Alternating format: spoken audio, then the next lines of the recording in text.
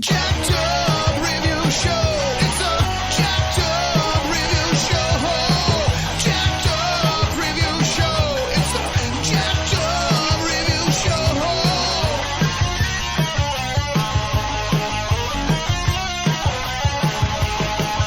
Join us as we cover many an insane movie and numerous cult TV phenomenons.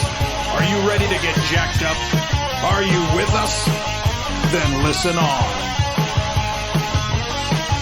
Listener discretion is advised. It's a Jacked Up Review Show. It's a Jacked Up Review Show. Jacked Up Review Show.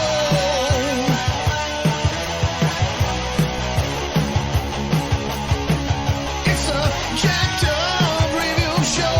It's a Jacked Up Review Show. Jacked Up Review Show.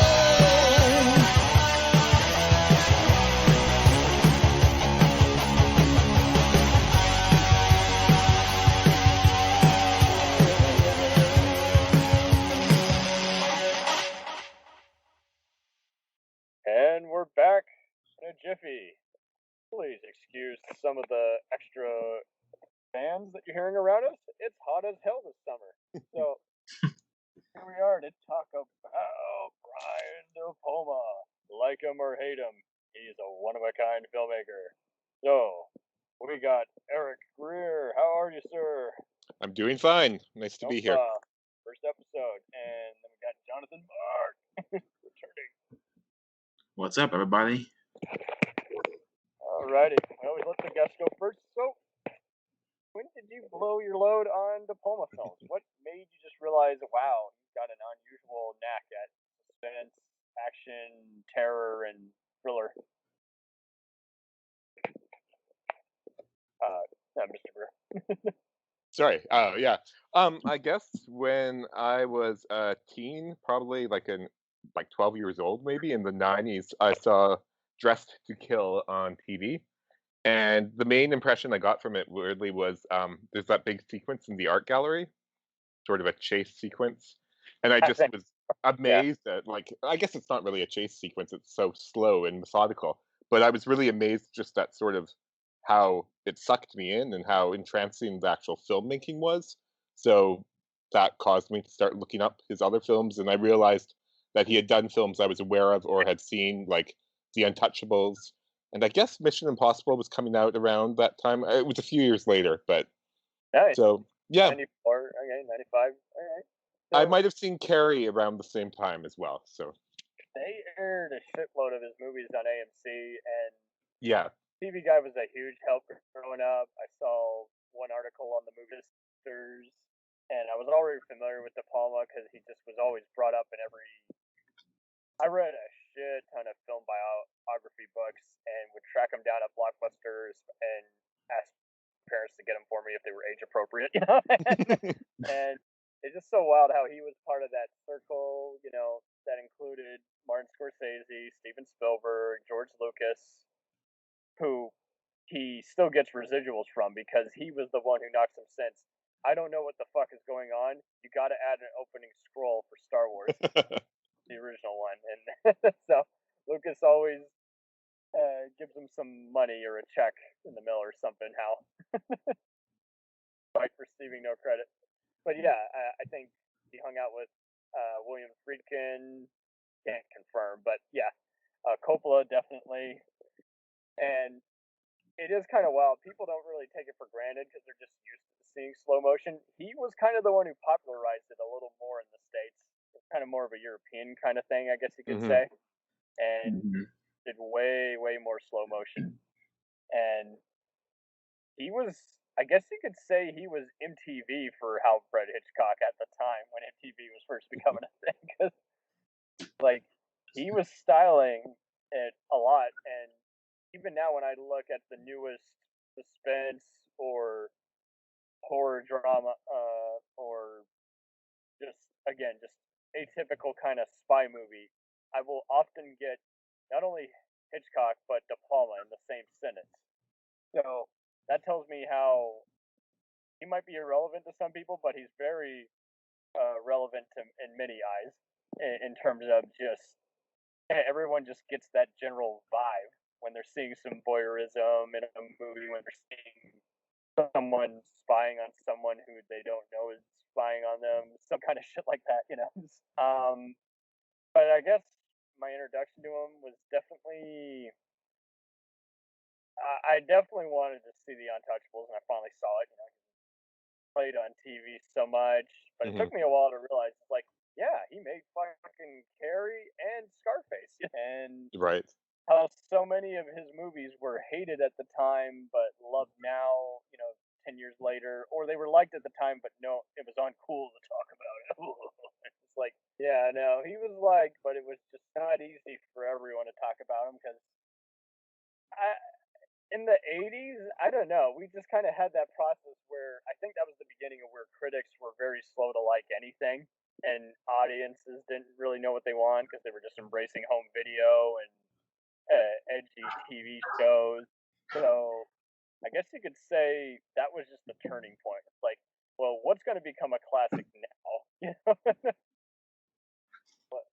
And I think he has a bunch of his gems, and he has unfortunately been involved with some lesser movie productions. And I guess you could say right now he's had such a cult appeal to where now it's like you still light up whenever you see an interview with him because you know it's going to be some damn goodness, for the film buff in us. And I'll leave it there and let John kind of transition. You were more familiar with Blowout and Mission Impossible and Untouchables. Yeah, it was pretty much Mission Impossible that introduced me to him at the time, and eventually later on is when I found out about Untouchables, Carrie, even Blowout later on, which is what I'm sure we'll talk about later. Yeah. What was it about his style that just kind of stood out to you? What was strange, because with the first Mission Impossible, I had not seen a movie like that before, which was, the very tight close-ups on the actors' faces at the Right. time, because I was a kid when I first watched the first one. Every And other movie is very wide range nowadays, and it's like yeah, they're safe for like to end the scene now, and they're like there's no speeches, there's a lot of running around, and people feeling like they're being going to get killed. It's actually very brutal PG-13, and there's not even much gore shed. So it's like, man, but you felt it. Yeah. Yeah. exactly. That's the thing. The compromise of being De Palma and doing a big studio blockbuster picture. Were you familiar with Carlito's Way and Casualties of War by any chance? Or? I was familiar with those. I still haven't seen those to this day, unfortunately. Oh. Yeah. All right.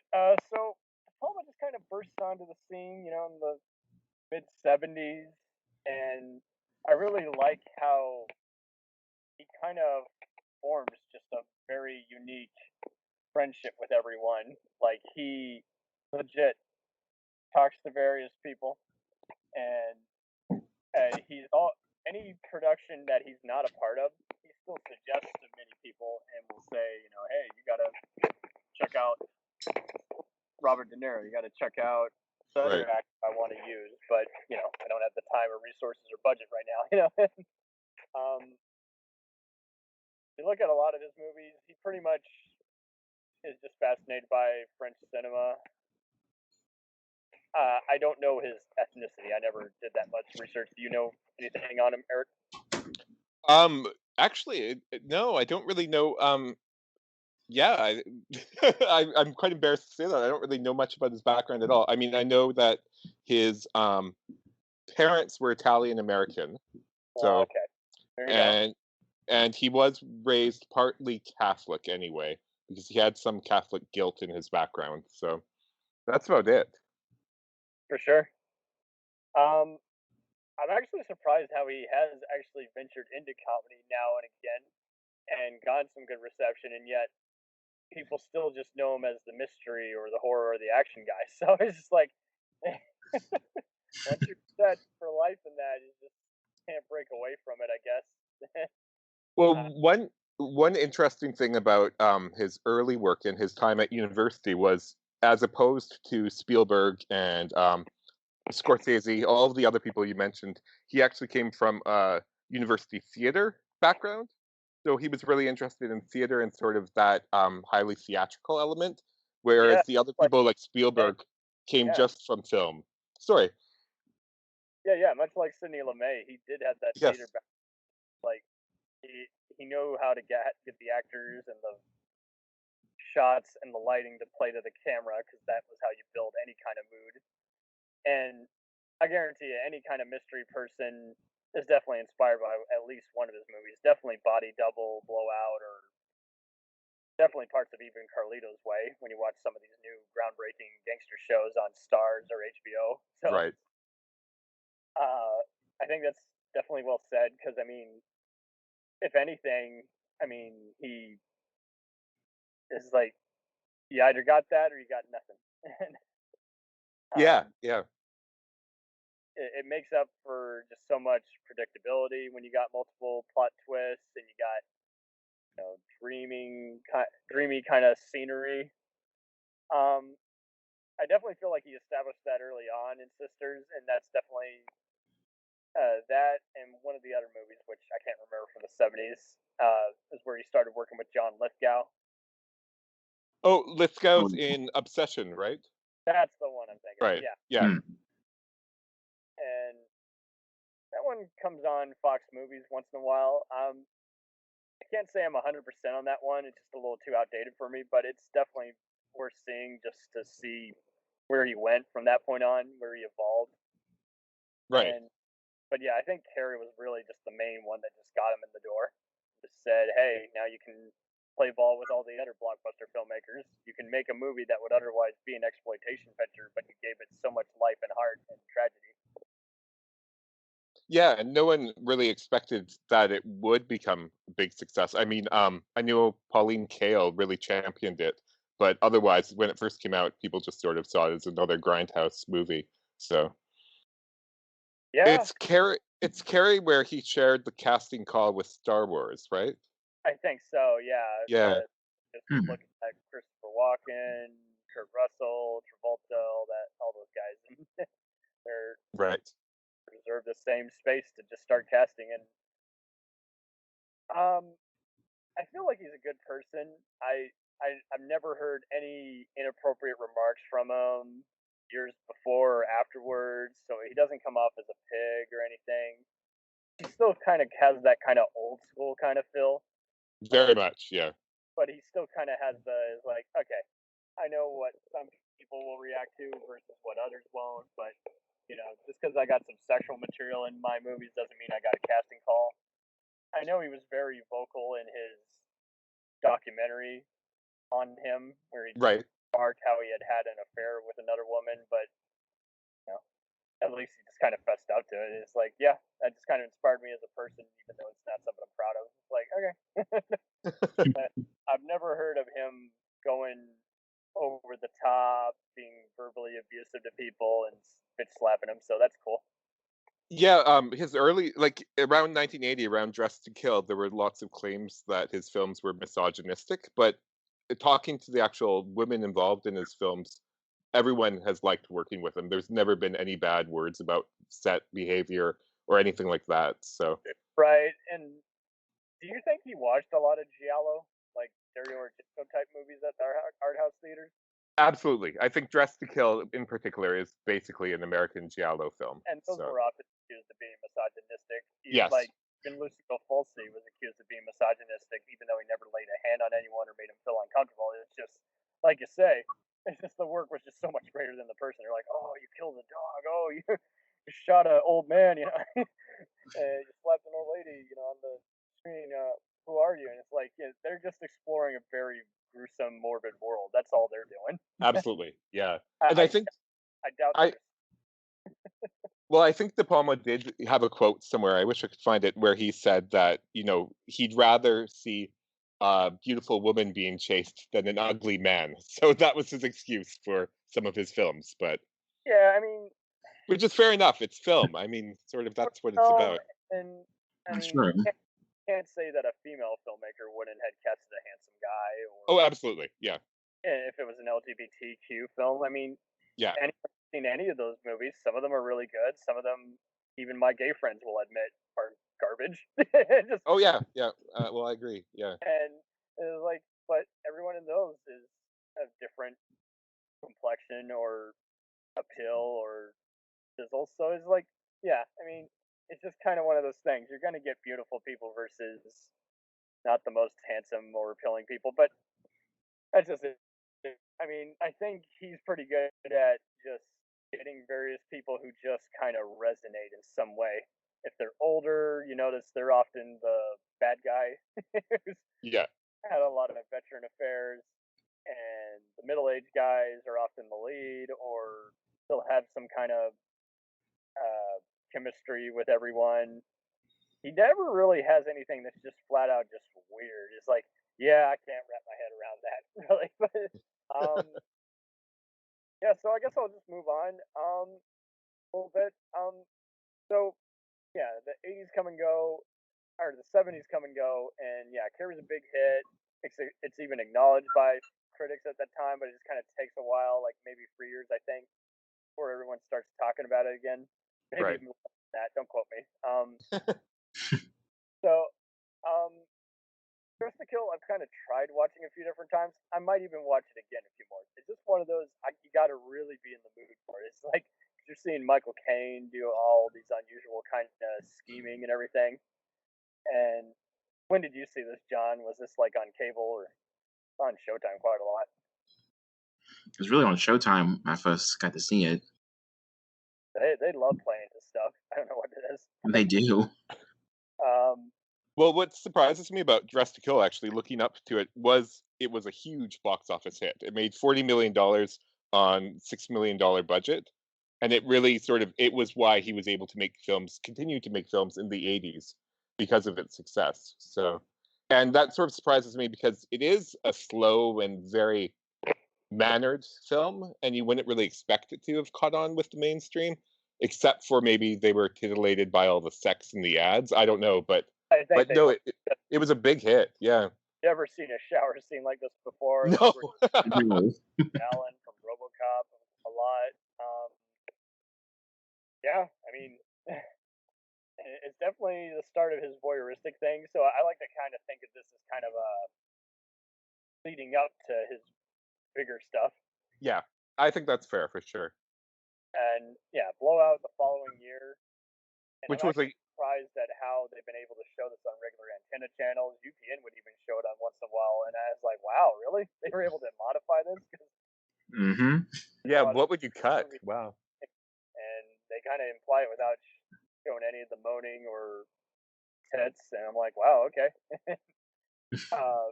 The thing about Blowout is that it was a big box office bomb despite having Travolta, and he has always said that that's because he stuck to his guns and had an unhappy ending.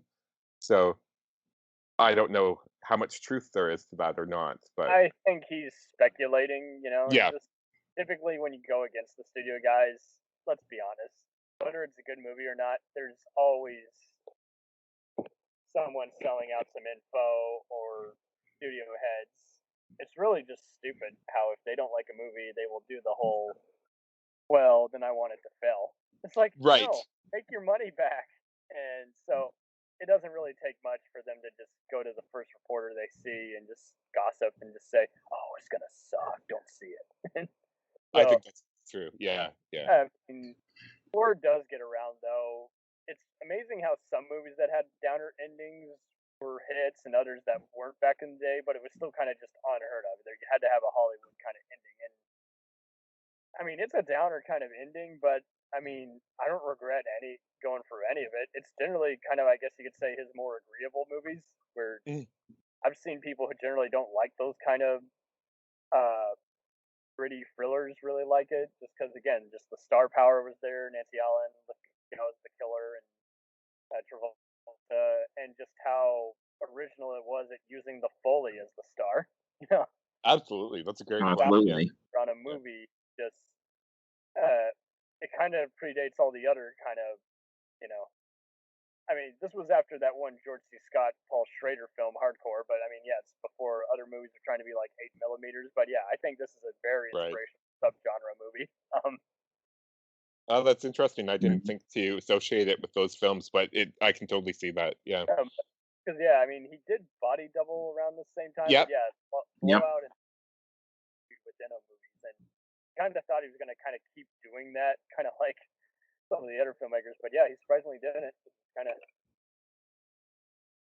of. Before this podcast, I was looking up a little bit about Body Double, and I was reading, and I had read this before, that originally his goal, or so he claimed, was that he would make a hardcore pornographic film thriller, and he was going to cast a porn actress in the lead, and he actually apparently auditioned some before he found Melanie. So Wow. yeah. He sort of said that it was going to be a big screw you to anyone who said that he had too much sex in his movies, that he would just give them as Oh, much yeah. sex as good. So yeah. He made no secret about it. He hates the rating system. Yes. Not only is he just Oh, yeah. old, but he saw this was where they started becoming hypocrites. Oh, absolutely. Yeah. Like, okay, well, you know what? Some insane people are going to take their kid to this, but most aren't. And we're embracing home videos, so there's plenty of them who are going to sneak it in. So it's like, yeah, I mean, I feel like we could just kind of tread onto a Scarface. Is it a gangster gem, or is it just a cult fun party movie, or is it one of the worst movies of all time, or is it so bad it's good? What's your take, John? You've been too quiet. Well, that one's strange because I would have been in one of those people that said it's one of the worst films of all time. Because at the time, I was not really into those type of films, but since then, Right. I've grown into those types, and Good one. I've come to appreciate that more than I have over the years. And I'd say it's a solid film. It's not one of my personal favorites, but it's a solid entry in De Palma's filmography. Yeah, I was slow on this myself too. It just wasn't when I saw it. Like other than the finale, I just could not get into it. I just thought it was dull, and Same here. I've just later on just caught onto it and just slowly just kind of just really found a lot of appeal to it. I can see why people quote it. You know, Tony, come on. You know, and all the interviews with all the actors who worked on it, like Stephen Bauer saying, "Yeah, I can play a Cuban," and Robert Lowe just saying, "This is basically community theater we were doing every day." Eric, I'll let you weigh in. I guess for me, it, at least initially, was sort of so over the top and so bad that I think it's pretty great. I do like it a lot, but I don't quite understand people who take it really seriously, and I know lots of people do. And I wonder in that case if some of my problems with it is I'm not sure if the De Palma aesthete really mixes with the Oliver Stone screenplay. There seems to be like they're writing two different movies, Yeah, and I don't Yeah. know, and that's fine. It's sort of like I've come to terms with that, and I think it works. But yeah, good question. Yeah, it's like there's plenty. If you think about anyone else who could have played the lead, let alone would have been attached to write a movie like this, it would have probably gone overboard. You wouldn't want someone like John Milius or anyone else, right. right? It would be just too over the top. It even makes you wonder: should Oliver Stone have just done it versus De Palma? And of course, you see this contrarian stuff all the time. I have a book that talks about just its relevance in pop culture, rap, other shows that just make a habit of goofing it, Right. or paying tribute. And there's even plenty of other movies that do Miami stuff. And I pretty much just say, okay, is this movie logic or Scarface logic? Because it's kind of its own genre. It's true. So much references it. Yeah, that we sort of see Miami always portrayed that way. I mean, even Miami Vice itself seems to take a lot from Scarface. So Absolutely. I mean, That's true. hell, many of the guys who would be the villains of the week were just the gunmen in this. yeah, Um, Yeah, I think it can be enjoyed now in kind of a heat or training day kind of way, but I can also see why some still want to dismiss it. I have a lot of fun with it now, but I can totally just understand if just someone just thought it was excessive or just ugly mess. It, it's kind of greater than the sum of its parts. Like it really, you do see a side of Pacino you've never really seen before, Right. and he's not Cuban, but he's doing his damn best to be Cuban. And yet it kind of wrecks his career in a way, just makes him just want to do a send up of that. You would have Yeah, thought he it would have been a bigger story when it was the producer of Dog Day Afternoon who worked on it, and Sidney Lumet decided, nope, I'm not going to do this. yeah, he was going to direct it at some point, wasn't he? Hmm. Lumet, yeah. Wow. Would have been a totally different movie. Absolutely. It would have been. I could see it being more like Dog Day Afternoon. Desperate, I'm desperate. So, um, it's a hell of a movie. I can see some people kind of understanding why it's overrated because it really has been just done to death. I'm actually surprised at how many legit gangsters reference it in some way. Just seen reports about people saying, "I'm going to Montana, I'll fuck you up," and it's like, wow. Yeah, you'd think they'd want to distance themselves from it, but I don't know. Yeah, or call it inaccurate or something. But yeah, some people embrace it. It's something about it. They just think it's cool. I don't think it really glamorizes violence, and yet at the same time, I mean, that's kind of the deal with gangster stuff. You see it from their angle versus the other angle, and it's like, okay, well, a movie is not an invite to do violence, but at the same time, I mean, gangsters are always going to exist, just like any kind of criminal. So it's not like we're encouraging people to be, you know, serial killers or anything. It's just kind of more, it's like, okay, that's their lifestyle, and it only becomes out of control when they're actually legit warning people that they're gonna cap them. So Yeah, I can't. I mean, if someone says that it glamorizes the lifestyle, that makes me think that it shows a lifestyle that people would want to be a part of. And I can't imagine watching Scarface and thinking, "Oh, I really wish, I was there while people are getting shot up and doing mountains of cocaine." Like it it's kind of doesn't. like the movies encouraging violence kind of act is like, well, if you're gonna encourage someone to be like defense and falling down or Travis and Taxi Driver, and it's like Right. they're all lost to begin with. So no fair telling the movie, oh, it's a PSA, it's a Yeah. Exactly. Exactly. Hmm. recruitment ad, like the army. And you could easily say there was a lot of ugly, disgusting movies, war movies that did that too. That did the whole, you must join. I don't think anyone watching Starship Troopers is actually going to enlist. Right.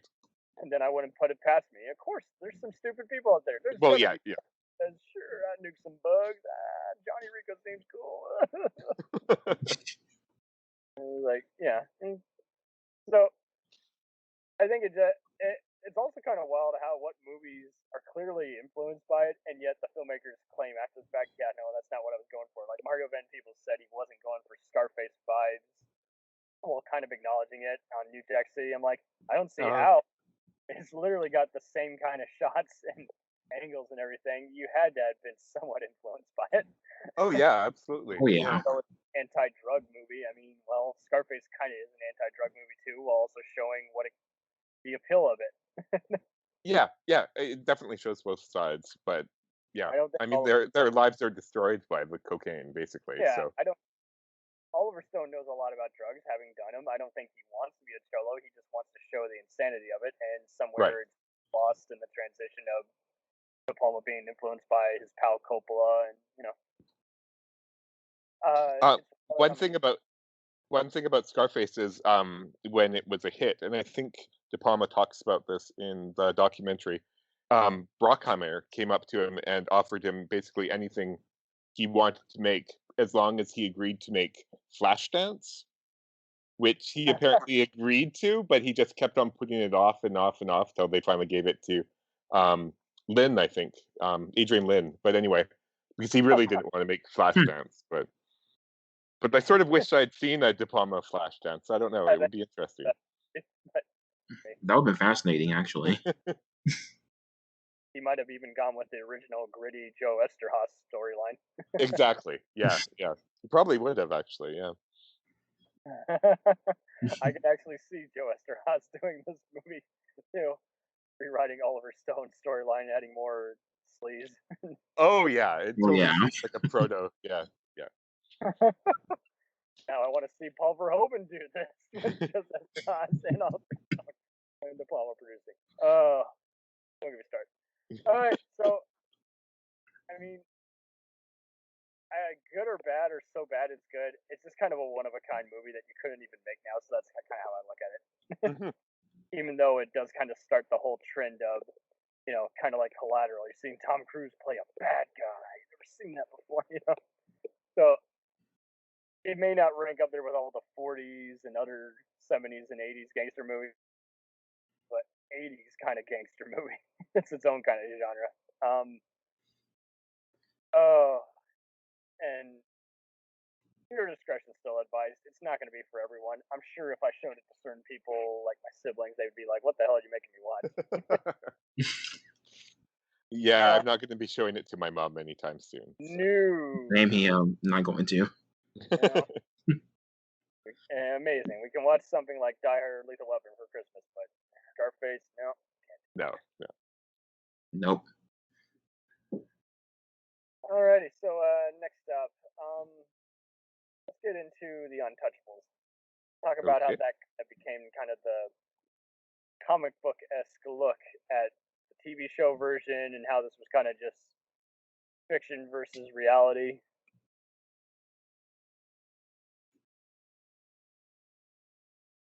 Who wants to go first? Talk I about was going to say, do you want to start? whoever the guest is. What was your intro to it, Eric? Like I said, I think I came to it a little bit after the fact. I already sort of knew who De Palma was, and I had always. I mean, it came out when I was 7, I guess, 6 or 7, but I was always sort of aware of it. Maybe I saw ads. In fact, for a long time, I didn't realize that it was actually based on a TV show because I didn't know the TV show, but I knew the film. Um, I think it's a pretty amazing film. I mean, it's for a long time, when I'd read about De Palma, especially De Palma in the 80s, lots of critics sort of thought it was his only worthwhile film. So I sort of thought maybe it was overrated almost because they were using it to elevate and show what De Palma could do and sort of bringing down all of his other films as being crap and trash compared to it. But Yeah, but I've come around. Sorry, go on. Yeah, Roger Ebert was very kind to his other movies, and yet with this one, he was totally disappointed by it. Oh, really? Well, I know Ebert and Pauline Kael were the two big critics who always liked De Palma, and then quite often they seemed to not like De Palma when the other critics did like him. So Yeah, I mean, Yeah. what gets lost in the whole transaction is it's like kind of the bastardization of Rotten Tomatoes because like that's why I like Metacritic because it has actually archived all this shit from ages ago, so it's going with the legit rating. right, Oh not well, fans. Yeah, Scarface and even movies like Hellraiser, have an abysmal score right. because they did back in the day. It's like now you talk about it as like, oh yeah, people liked it. It's like not at the time. Nope. Cable TV, that was the second life. Yeah. No. What was your intro to it, John? Well, like I said, after I saw the first Mission Impossible, Right. I immediately delved right into Untouchables since my brother owned it at the time on DVD. And like you said before, Eric, I had never actually knew it was a TV show before then. Hmm. That was a big surprise. Yeah, and it just can't even compare. I look at it and I'm like, yeah, Robert Stack is pretty cool, but there's so many other 40s and 50s and 60s shows I'd rather watch, and this movie was just somehow larger than life. It was cool. It made me want to be a Chicago, narc. Yeah. Exactly. It appealed to me much like Mulholland Falls and LA Confidential. I'll put it that way. It just had that kind of. It was gonna appeal to old school, movie buffs and fans. So you could show it to literally everybody. Your granddad, your father. it's also a thinking man kind of movie, so that's why it appealed to the crowd it did at the time, and I think it made good business. But yeah, I mean, you're working with freaking David Mamet, Right. Yeah. Like, I was just gonna say that. Yeah. and I think everyone kind of forgets that he does that, even though they quote Sean Connery's character quite a lot. Right. Gunfight, you shoot first. Yeah. I'm just looking it up, and actually, it grossed over 100 million in its original release worldwide. Oh, So it's definitely what I wanted to see it for the longest time just because of the cast alone. I was trying to see some of Kevin Costner's other works. It was on TV quite a lot.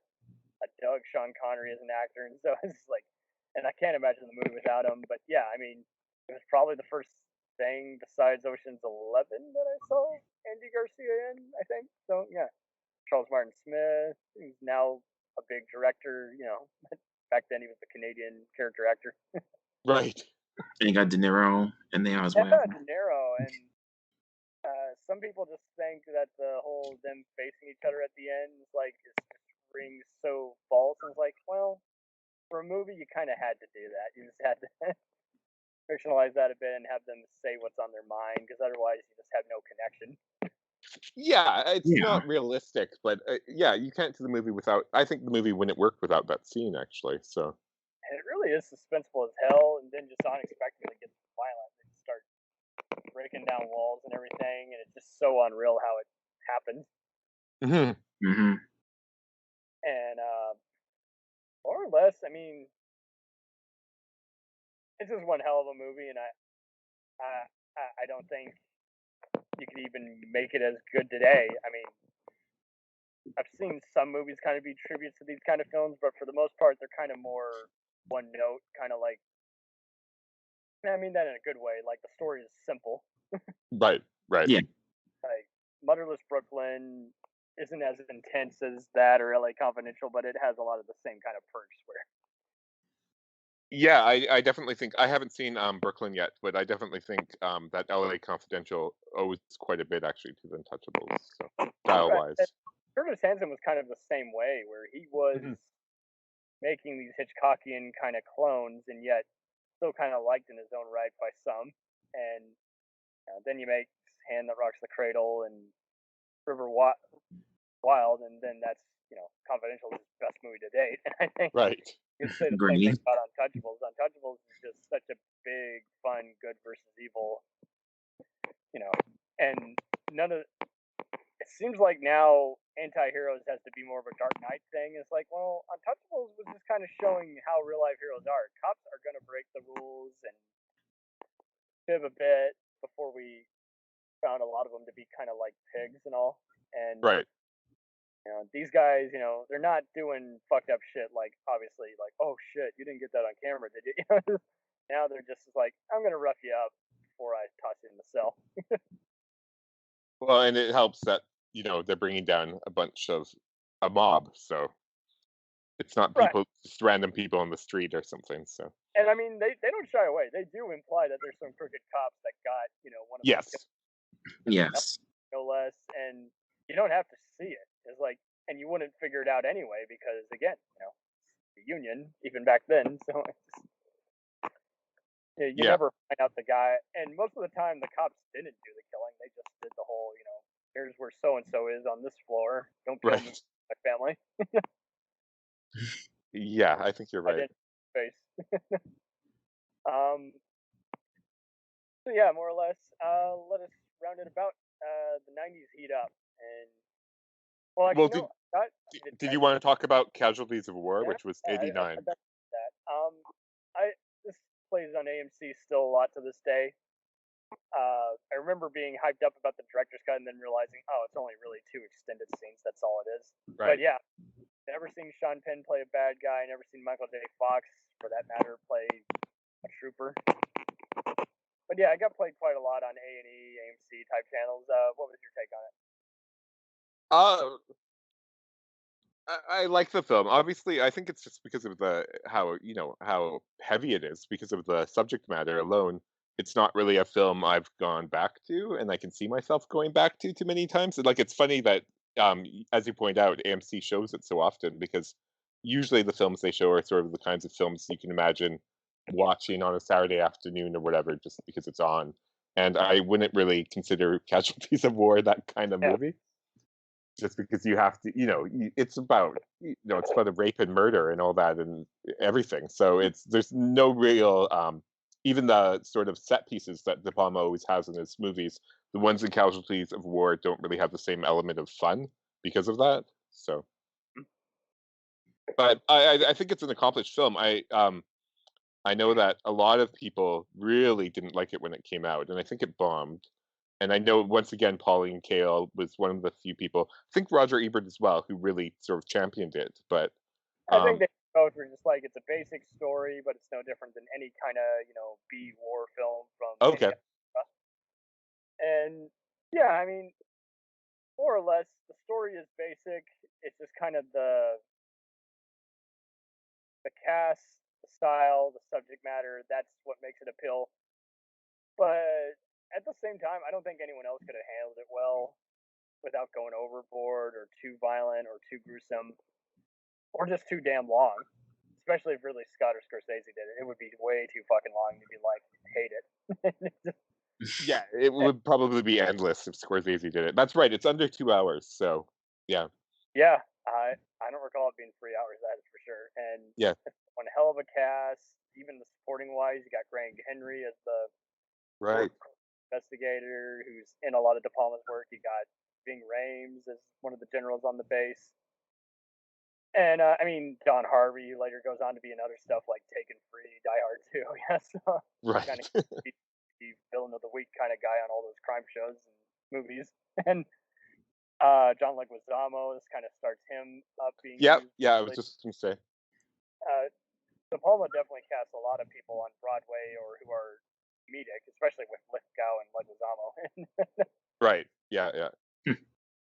Yeah, Yeah, John C. Riley too, and yeah, a few other people who came from theater, absolutely. basically. Yeah, and I saw this the year he was kind of becoming bigger post Chicago, so that was just awesome Right. for me to see that and just see like, yeah, he has been working a while.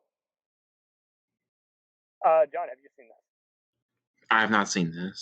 Okay. I think it's a good movie. It's just I think you could say the problem is it's not best of all time because again, this is a very hard to talk about subject matter, Yeah. and I'd even argue that some movies like Platoon have done it slightly better. That's just me. Like I just like Yeah, it chooses to make it be one of the many arcs of it, as opposed to the single thing about it. And but like Eric said, only De Palma could have understand this because this is a. I mean, maybe Sidney Lumet could have done something like that, like with right. The Hill. But yeah, it's just like it's a kind of noir. This is a character. It happens to be about two different people, and just had the casting right at the time. You casted it with anyone else, like Tom Cruise back then maybe would have worked. Tom Cruise would have wanted too much attention and be too one-sided. And I mean, this isn't a movie that is going to be one-sided anyway. It's pretty straightforward. It's like, Right. the people you're rooting against happen to be your brothers in arms, and there's plenty of ironies throughout the film. Sean Penn saves Michael J. Fox from a manhole, or just getting ambushed by Viet Cong. But at the same time, he's the guy who shoots everyone on sight, and so they don't show him killing kids, but I think he does cap at least one woman in the film. And so it's like, I think so. Yeah, yeah. It's largely implied. Yeah. Sean Penn was the new A-lister at the time, Fast Times at Ridgemore High, who had much like Charlie Sheen, a bad boy attitude. So it made sense casting wise. And Michael J. Fox was just adorable. Right. Like, yeah, like easy. They can do the work. Now they can dive into those characters, and I always just kind of wanted it to check it out because I was such a fan growing up of Family Ties and Back to the Future. So it's like, So was I. Yeah. it's like I want to see other movies that Michael's done, and this one you can't let a kid see, so it's gonna be hard to watch this one. Yeah, no, I mean, I think we pretty much said all that needs to be said. I mean, it is what was I can never remember the name of it, but he tried revisiting it later during the Iraq War during '07. Yeah, that's a Redacted. I could not get into that. I've tried. I think it's a pretty terrible movie, actually. I I've feel seen quite some guilty people saying defend that. it too, and I'm like, really? You hate found footage and all this other shit, and you're. I think the other thing about De Palma is everyone knows how divisive some of his material can be, so Right. they're pretty cool with people not liking some of his works. But as John and I have talked about before, why did the Razzies have such a hard on for hating his work still to this day? I don't know. Like, I think some of that is just that the Razzies like to pick on high-profile people, right? Like they're Yeah. not. So people know who De Palma is. He had some really, really big mainstream successes, so it's sort of a name. Like and I guess too because he does do such. His filmmaking is so well. It's so obvious. It's so indebted to being really about cinema itself, like his use of split screens. You talked about all the slow motion, all Oh, that yeah. stuff. And I love that, Mhm. but I can see how some people could just sort of roll their eyes on it and at it and say that he's Goes being nice more pretentious. for you. Yeah, exactly. Yeah, I mean, pretty much every mystery or suspense thing, everyone instantly goes Hitchcockian. I'm like, yeah, I'm pretty sure even other movies like Nick of Time and Yes. even John Woo's American stuff probably has at least one De Palma shot, especially the Dollies. And I didn't even talk about The Fury. I think that's an interesting movie everyone should check out for the cast, but like it or hate it, depending on whether you buy infamous producer Andrew Stevens in the lead role as the possessed kid. Yeah, Uh, I like the Fury, but it's a crazy movie. It seems to be like three different kinds of movies all in one. It's sort of an action movie, and then it sort of has a Carrie type storyline, and then yeah, it just sort of jumps around, oh yeah, and Kirk Douglas and it is has phenomenal. exploding heads. It does have exploding heads. It's kind of what I saw it on Fox TV, and they gave it a TV PG rating, and they really had to cut away Scanners type head explosions, but all the gunshots were clearly uncut. They were going, oh, it's James Bond. That's how it was back then. We can't edit it. Yeah, you're right. You can't edit it. Otherwise, you would want to know, oh, what's Douglas hallucinating about shooting a bunch of people? There's nothing there. Yeah, yeah. I think it's worth watching just to see his, as a warm up. But yeah, didn't he do Betsy's wedding or something? Or am I thinking different? No, you're thinking of No. someone else. Joe Pesci and a bunch of other people were in it. Yeah, my bad. He did the. Are you thinking of the Wedding Party, which was an early weird comedy he did, sort of a slapstick one Yeah, I've always De mentioned Niro. that because that's like one of De Niro's first Yeah, performances ballet. I haven't seen it. Have you? I have. It didn't make a big impression, but I think it's worth seeing. It's really, really heavily improvised, or at least it seems improvised, and it's fun to see the actors just sort of play off each other. And De Palma tries out his little camera techniques and stuff. So it's worth seeing. I don't think it's great or anything, but Complete as you would buy it in a box set. yeah, exactly, exactly. But after Casualties of War, De Palma had his biggest bomb with Bonfire of the Vanities. Have either of you Ooh. seen that? Ooh. Yeah, John's seen it. Don't hold back. Don't hold back. Sounds like he's a big fan. That's one I actually couldn't finish, honestly. That's how you know I didn't like it. Yeah, it was one of the. I didn't hate it, but I did not like it either. It's like, man, what a hell of a cast. Got Melanie Griffith, Morgan Freeman as the judge, Bruce Willis, and Tom Hanks. Tom Hanks. Yeah. Mhm. And I don't know. I feel like there might be some comedy in there. It's just you would think it would be because everyone forgets Bruce Willis had a comedic background before he became Mr. Overnight, do 100 different franchises guy. But it's like, Right. Yeah. I have legit, I don't find it funny. And I don't know if it was on cable TV versus the movie channels, but and it was just, it left such a non existent impression on me. I just had no desire to revisit it, unlike some of his other works, which I've seen multiple times, so good or bad. What was your take on it? Yeah, I think it hasn't really left an impression on me either. I guess more at some point I read there's that quite well regarded book about the making of it, which Yeah, it is was the like best it. book. It was a big Yeah, making of and it it. was like it was a nightmare to make it. And I think one of the big problems that everyone says about it is the novel that it's based on, which I've never read, is really, really black humor, and the characters are all very, very unsympathetic. But then I've heard so. the studio wanted them to make everyone much more likable from the start. So They didn't get it. that, no, like I mean, they're not more likable. It's just more boring. But yeah, And it was a huge, huge, huge flop. I guess it everyone lost. forgets that movies can be a crapshoot like Apocalypse Now. It's like no one had fun making it, but it was a damn good movie. But it's Right. like, in this one, it's like, yeah, if everyone's just not getting along, you're just not going to get anything good. And you got to make it because people don't realize, oh, just don't make the movie. It's like, no, you don't get it. Contracts have been signed. There's no such thing as I don't want to finish it anymore. You don't just stop. Exactly. Yeah. And the actor who decides I'm walking off midway through, oh, they get blacklisted instantly and only get, B movie amateur video stuff. Well, And I think when it bombed so much, that's sort of what happened to De Palma. Even though he had all those big successes, he couldn't really finance a big movie for a couple of years anyway. So yeah. And it's like the studios were just giving up on him. They're like, okay, we're going to give you notes, but we're tired of babysitting you. And, we yeah, don't even know if people like you or not because we're seeing mixed reactions.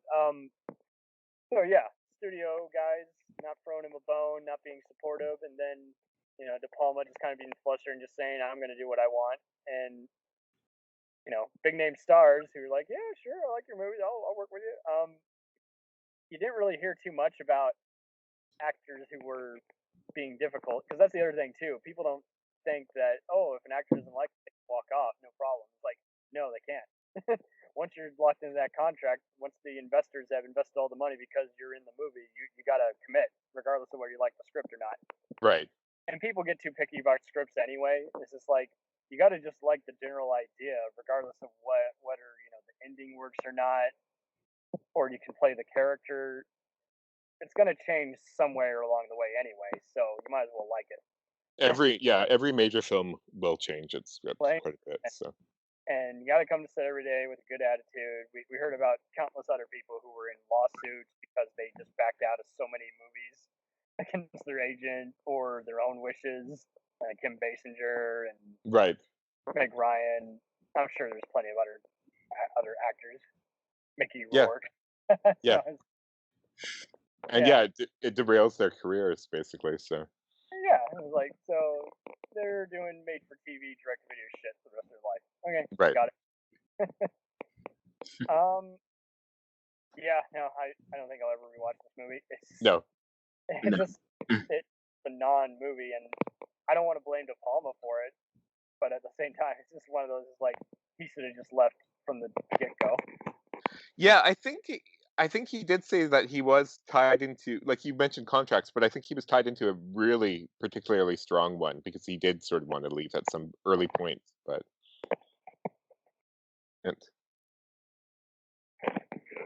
Right. It was just complicated. yes, yeah. Yes. So, lead us up to Carlito's Way. Pretty taut script by David Cope. Again, working with Pacino, playing a different kind of gangster. Sean Penn as his sleazy lawyer.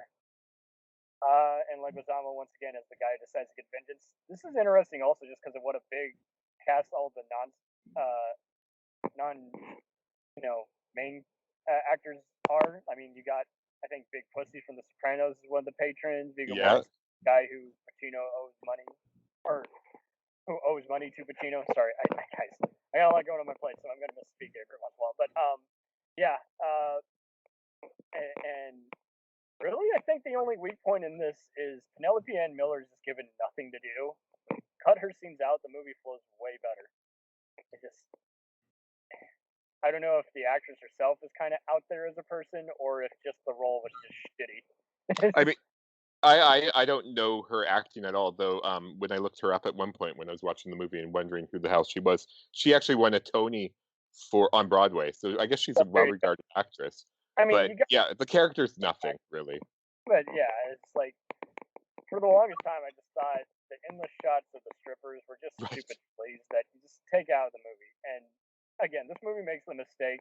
Again, it's a over 30-year-old movie, guys. You should know what it is by now. But it's like, yeah, it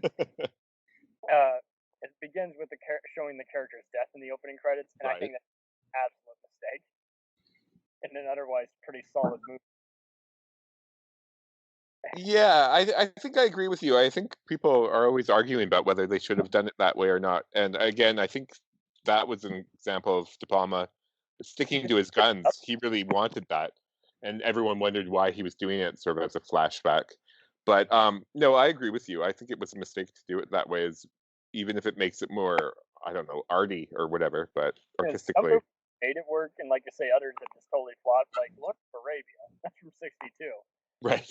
The character dies in the very opening of it, but you don't realize right away that that's who we're about to cover, and it kind of somehow, it's just to get your attention, and you instantly forget it. You're swept away into the desert. So, You do forget in that case. Yeah, absolutely. and other movies have done it, but you just don't know it right away. Like, I mean, come on, Sunset Boulevard's the biggest example. Right. The narrator is the dead guy in the pool. The dead body. Yeah, yeah. The private eye who you're about to witness throughout the rest of the movie, and you don't realize until, oh shit, this is what I think is gonna happen, and that's the most imitated form of noir in the history of cinema, and let alone The Simpsons. Yes. Yeah. I do think the train subway fight is pretty well done. I do think It's great. Yeah. rocks the whole movie. Trying to make the character likable because again, he's just an ex-drug dealer who just wants an actual life. And unlike any of his other ex-con roles, I do actually get behind it because the movie's very simple and has good dialogue and characterization. Yeah, I mean, definitely a plus for David Cope, who later works with De Palma on the earlier draft of Mission Impossible. Oh, I didn't know that. Yep. Yeah, he had done the first two Jurassic Parks, and Spider-Man, Right. Panic Room. I think even Bad Influence for Curtis Hanson. So there you go. He's used to working with all these noir type guys, and he even directed and wrote the Rebecca's. So there you go. Okay. So I think De Palma did immerse himself with some good guys who just were always able to just kind of put in a bone for him, and it just would often backfire.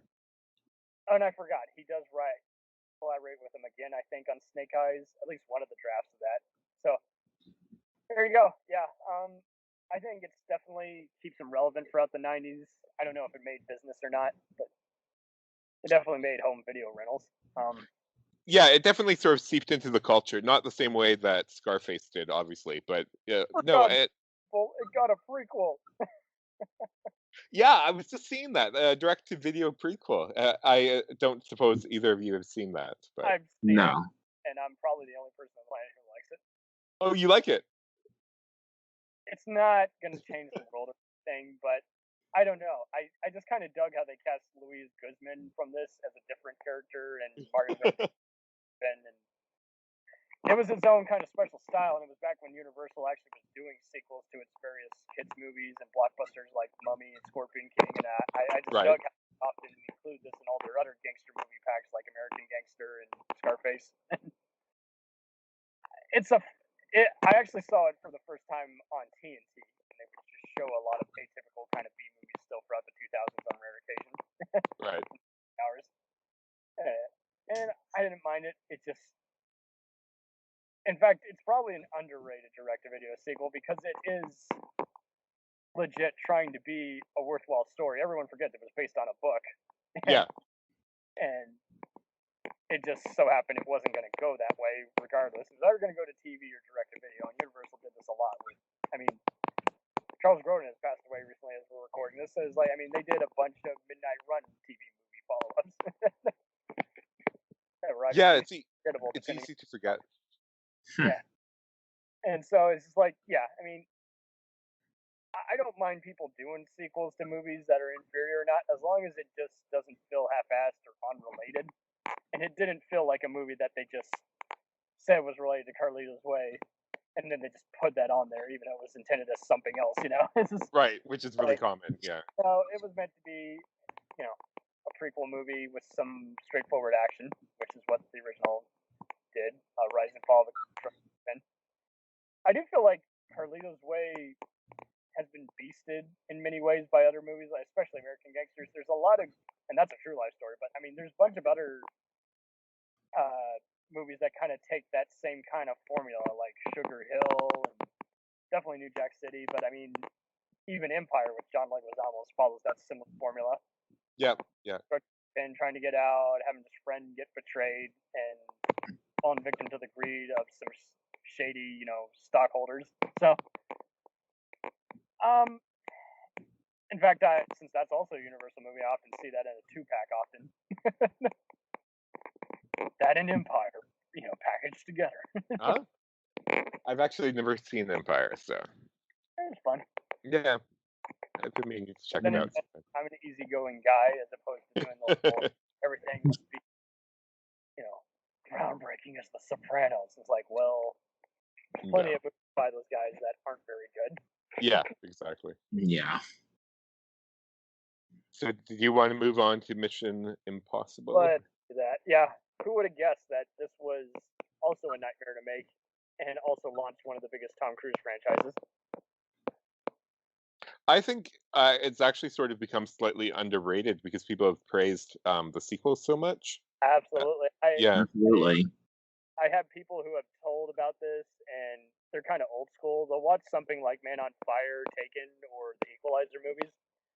And they're some of my dad's friends who are movie buffs, and they have refused to watch any of these just because they just thought the ending to this was just so stupid. I'm like, really? Really?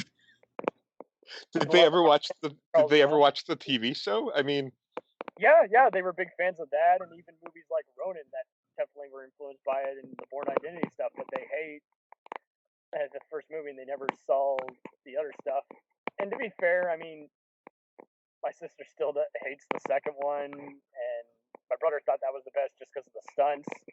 None of them really cared for this one just because they're just like, yeah, there's not really much going on. It's confusing.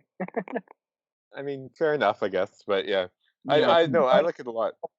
But now I really don't care for because it just is such a True Lies, Mr. and Mrs. Smith clone. Like just flat out stealing frames from it. It's just like, come on. It's not a homage if you just literally, that's an entire 20 segment. That's true.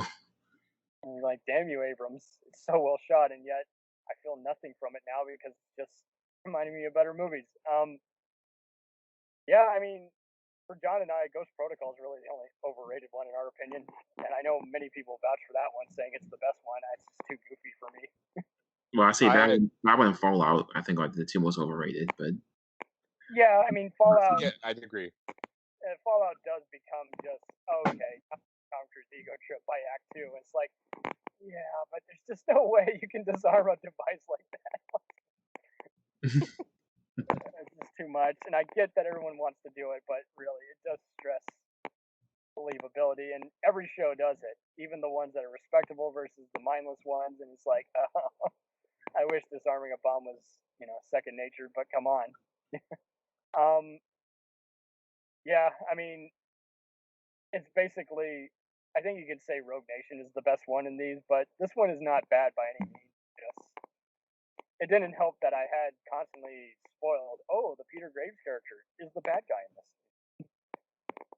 this. I think I watched it, yeah, without knowing anything about all the twists and turns at the end, so they all surprised me.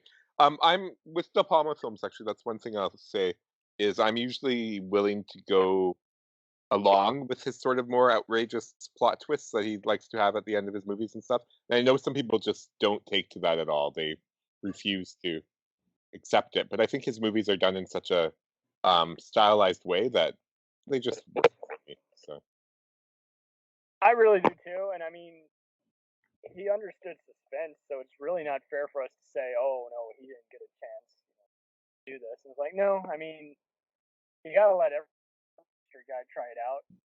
yeah. I mean, it was never really going to be a big hit with mainstream audiences. It's like they would have probably wanted someone like Harrison Ford, Warner Brothers, Arnold Coppola in production. It was like, okay, so you want Presumed Innocent or The Fugitive, imitated again. And it's like Tom Cruise had already done or stuff like this. The Firm, I guess, is kind of an underrated entry into that. Right. Yeah. I mean, more or less. I mean, yeah, if you did it now, it just would be too much. I think, if anything, they could have brought David Mamet back because seeing what good spy work he did on shows like The Unit, let alone the Val Kilmer film Spartan, which are very similar to this. Yeah, actually, I think Mamet would be a good fit. I didn't think about that at all, but yeah. Even Andrew Davis. I mean, we're talking Fugitive. They might as well have brought him on to do at least one draft because John and I really like the movie he did, The Package. So. Oh, I like The Package too. Yeah.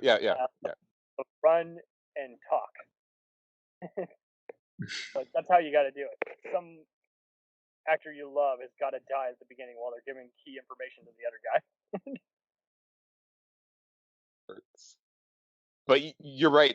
Mission Impossible really did set Tom Cruise up on the trajectory of the rest of his career. So, I mean, he made Jerry Maguire the same year. I always forget that. So there was a sort of the two sides. That's true. It was already at like a 25th anniversary, like Blu-ray out of it, and I think it's 4K. And it's like, yeah, I mean, they've done separate releases of just this one, and I mean, it does say a lot for a studio that couldn't agree on an ending, couldn't agree on a tone, and had so many other people. I mean, Robert Towne redoes the dialogue, the master rewriter, of everything from The Godfather to Armageddon. And here he is, and he even admitted when they did the second one, it's like, yeah, we pretty much just ripped off, the one Cary Grant Hitchcock movie and just took North by Northwest? that, and there was like another one like the one where Cary Grant's a thief. Oh, The Catch a Thief? I think it's Notorious, and there's like one other. It is Notorious, I think. Notorious. Yeah, it's like that's all they had to work with. It's like I would probably go that way too if I just realized, okay, so you don't know what you want, and I'm getting tired of rewriting your fucking movie, so I might as well just write the movie I generally like to see. I mean, even the theme, which was remixed by The Edge, from U2, Right. I mean, so I mean, it was a big deal, and I've seen people imitate it multiple times. Just the Tom Cruise grappling in the hacking room. Yeah, that's really famous, that scene. Yeah. It's both. I think it's not a pure Hitchcock movie, let alone a De Palma movie, but it is definitely an example of a De Palma compromise that actually turned out pretty well. But there's still people who I know hate it to this day, and they either just really hate Tom Cruise or they just have never liked any deviation from the TV show formula. And it's like, I like both. Mission Impossible has to compromise. It has to appeal to the Expendables, Fast and Furious crowd, and it also has to appeal to those of us who prefer James Bond, Jason Bourne kind of stuff. It is sort of a mix between the two, yeah. It's been the franchise in a huge use of an identity crisis, and yet nowadays, I guess you could argue the fact that they're different kind of makes them better. Right. Yeah. Like James Bond. So I mean, it is what it is, and I think we'll be the crowd that agrees that De Palma made one of the better entries that was easier to like versus any of the other James Bond movies, which we've looked at and we've been like, why the fuck does anyone like that? I definitely agreed, yeah.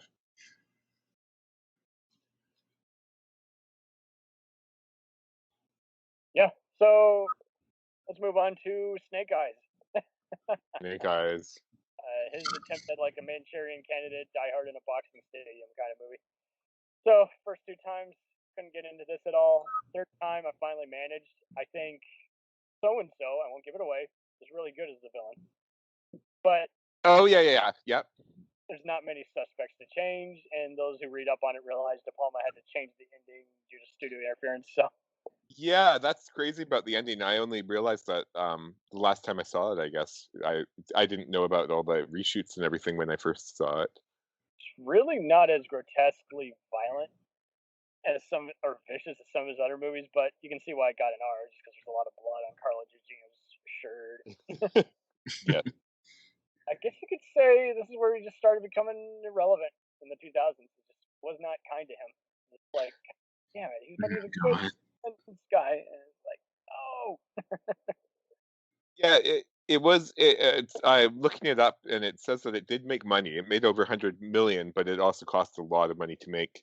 But it sort of started any someone definitely momentum. got over it. Well, any momentum that he had from Mission Impossible just got drained by Snake Eyes, and it was sort of downhill from there. I Hit, think. miss, the hit, Yes. the miss, and studios just hating his delays, and I guess they just didn't want to put up with it anymore. And it's like, because that's just it. So I guess you could say he's both a craftsman, and you don't know what was said in those meetings. Were the executives really that insecure and impossible to work with, or was he just so old school and his method was just not to anyone's liking? You know, it's just because you never hear about the actors complaining about his process. No, never, not, never. Nope. Yeah, ever. You've heard actors about not coming out of their trailer or doing reshoots on a Coppola movie, and Spielberg even on a rare occasion saying, "We'll never work with that actor again." right. I played to their ego, but I will not work with them again. Even though I gave them one of the best performances of their career. And yet with this one, I don't know what it was. I guess he's just very slow at how he does things, and because he's been doing it since the '70s, and that just wasn't playing in today's. By the '90s, everyone was learning how to shoot fast, quick, and get awesome shit. And if you weren't on it, you weren't on it. It's kind of like how Avid was the first real big digital editing equipment, but no one uses Avid anymore. Right. So, but it was considered professional because it was first. So it's like, well, Well, I know with they're professional, but a lot of freelance editors use. So you wouldn't know it or consider it awful if you didn't know it otherwise. So it's like, what is professional? De Palma, lots of his big set pieces that he always has apparently take a huge amount of time just to set up. And like you were saying, now lots of younger filmmakers know how to basically do the same type of thing, but especially with digital editing and digital filmmaking, they can get a better product much faster. So that's probably a big part of it. Yeah, I don't know if that's pretty much the only guy who gets away with now is Tarantino or Christopher Nolan. They're like the only people who Good call. Yeah, yeah. because Tarantino has the whole pretentious, I don't want to claim that I directed it if I didn't do the second unit stuff. Right. Like, bullshit. That's why it's called second unit. You got to move on and get it done on time. But Weinstein's letting you, do what you want. And then Christopher Nolan, you hear about doing his second unit stuff. John and I don't think he does action too well. No. I agree with you guys. Yeah. Red Mystery. What do you remember about Dark Knight? The hectic car chases or the Joker interrogation scenes? I'm thinking you remember the latter. Absolutely. Yeah. Exactly. Like and it's like even in Inception, and it's like you remember all the spectacles near the end. You don't really remember the chaotic opening, which doesn't make any sense still to me to this day. Yeah. So I mean, he pretty much he fades from this because I guess I don't know if he's doing all second unit stuff. I don't think he is because I know the guy.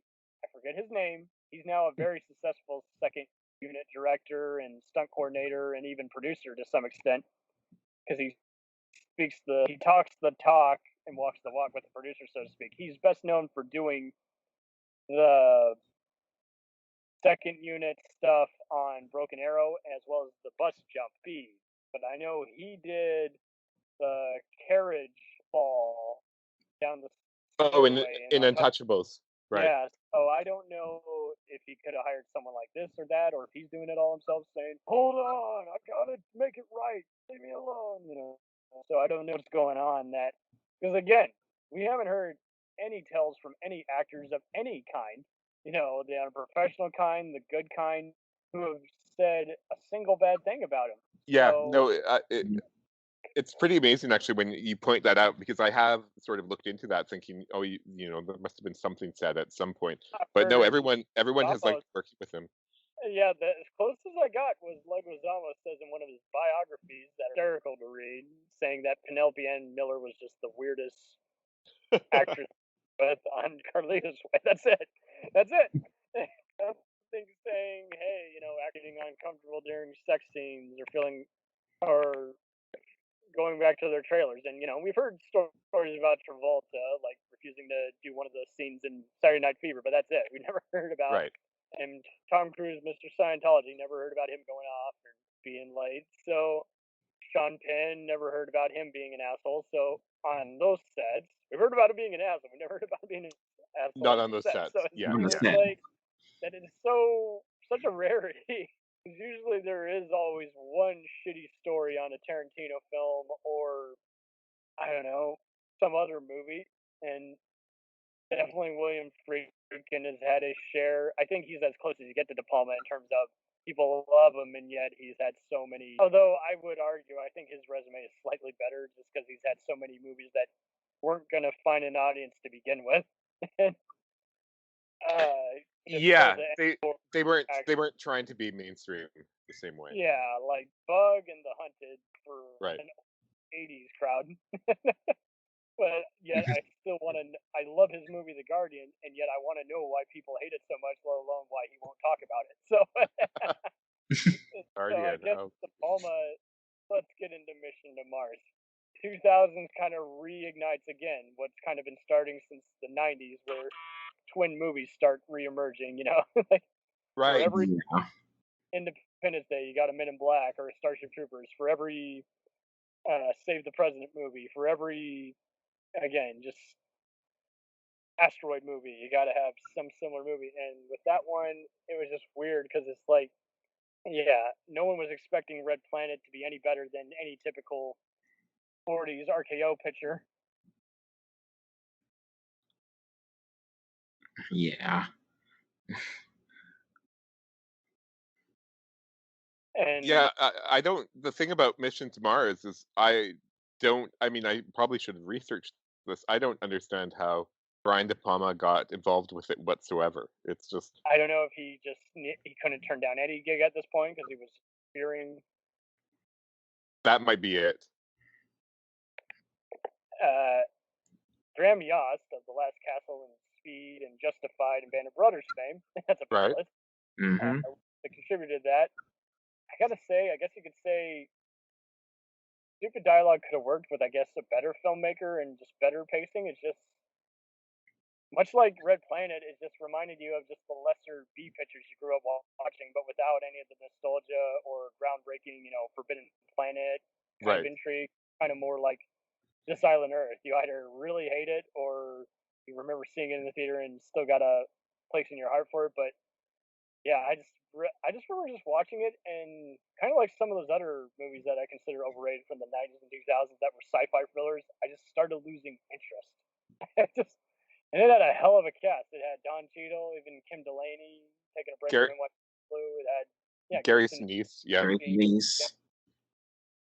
I do say Graham Yost, and no one talks about this. I do get a feel that you got a lot of the same tension as Mission Impossible and Speed. People just trying to get out of the doors and everything. Yeah. But yeah, once Tim Robbins dies, the movie literally loses the soul of it for me because he's kind of the main leader, and there's no real precise leader of the expedition besides Sinise. And I don't know. I didn't care if they got home or not. There just wasn't enough yet. Yeah, I have to say when I guess I've seen it maybe twice, and at least the second time I was really aware of I don't know, the last half hour, maybe last hour. Like you said, I just sort of didn't care. It was just pretty boring watch, really, because I wasn't invested at all. So I don't know if he got bored. That's how it was exactly. Just incredibly boring and dull. Which is unfortunate.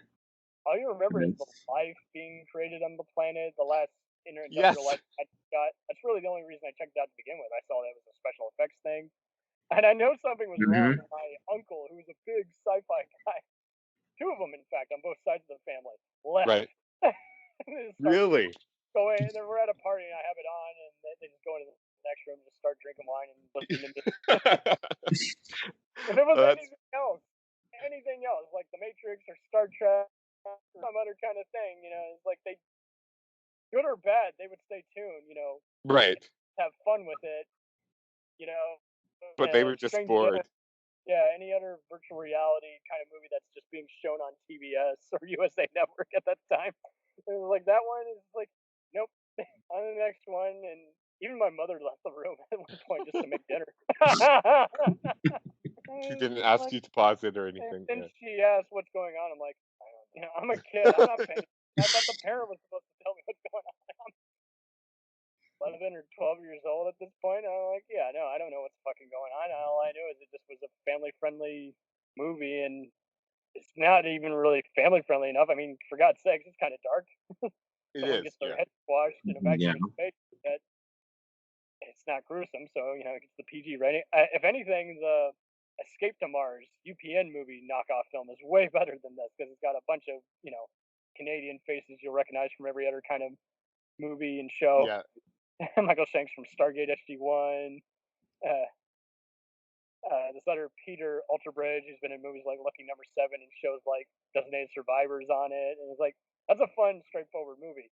And this one, it was straightforward, and yet it just didn't take off. It might as well have been by Robert Zemeckis on an off day making Contact. I can see that. Yeah, no, I can't defend it. I don't think it's the worst movie of all time, but yeah, at that point, I can't blame the Razzies for attacking him at that point. But even though those guys are pricks who just hated him from the get-go, I don't believe Right. that guy's story, how he walked on the set and said to Palma, that guy doesn't know how to make a movie. Bullshit, sir. He knows how Yeah. to make a movie, just not how you, I mean, you're not a filmmaker, so what do you know? Yeah, absolutely. Exactly. But yeah, he's hated Stallone in it, as we were talking about last episode, Angelina Jolie all his life, so what does he know? I like the Razzies when they started out and they were ironic, like first on-screen couple, is it going to be Steven Seagal and his guitar for Fire Down Below, or is it going to be Right. William Dafoe in the boat in Speed 2? That's funny. But Yeah, yeah. everything else is like nowadays is like, what? You hate that actor? What was the best part about that stupid movie? Or it wasn't that bad? Or yeah, of course, 50 Shades of Grey is going to win, but Well, I mean, to go on a tangent, the Razzies have sort of just become mean-spirited, I think, whereas before they were always done with what a I've sense of said fun. too, it's just Yeah. like the whole point of satire. I mean, basically they picked up where the stinkers stopped becoming a thing. It's like it used to be ironic when Paul Verhoeven was except for Showgirls, or Right. Holly Berry would accept Catwoman, or Sandra Bullock was up there for doing both a hit movie and a bad movie that same In year. the same year, yeah. Yeah. It's like that was funny, but when you do the whole they'll never make a good movie again, they just won an Oscar, it's like, oh my god, no, it's not how this. No. And I knew it was damaging because you would hear people repeat that same nonsense, like, oh, I think Eddie Murphy got denied, an Oscar because he was in that piece of shit in Orbit. It's like, God, no, that's not it at all. And Yeah. if it was, that was, what do you care about the Oscars? Those are also about, we talk about lobbying and political stuff, is like, that's exactly how the Oscars work. It goes to whichever studio makes a high bid and which one wants to combine it with the, people were wondering, why the fuck did Anthony Hopkins win last Oscar season to, Chadwick Boseman? Was like, yeah, because whoever it was that had the Hopkins bid probably won out. Yeah, it's all Mhm. politics. So That's all it is. They're all boomers who are very inexperienced with movies and just seem to think, oh, if you do old, slow, boring movies, that's enough. Whatever. Anyway, yeah. fuck the Oscars. Let's talk about De Palma. Let's talk about Femme Fatal. I actually really like Femme Fatale, so Yeah, Femme Fatale. Yeah. I saw it. On who you hear announce it on TV depends. I've seen people say it, but I don't know who does the announcing, but I've seen people pronounce it that way when it was like showing on channels like Oxygen or something. I was like, what? I always thought it was Femme Fatale, but whatever. Yeah, no, I wanted to see this from the ground up because I just wanted to see any violent or sexual movie in Yeah. theaters. But no, seriously, I mean, after I got done sneaking in and watching it, HBO and Cinemax channels love this fucking movie. But They really do.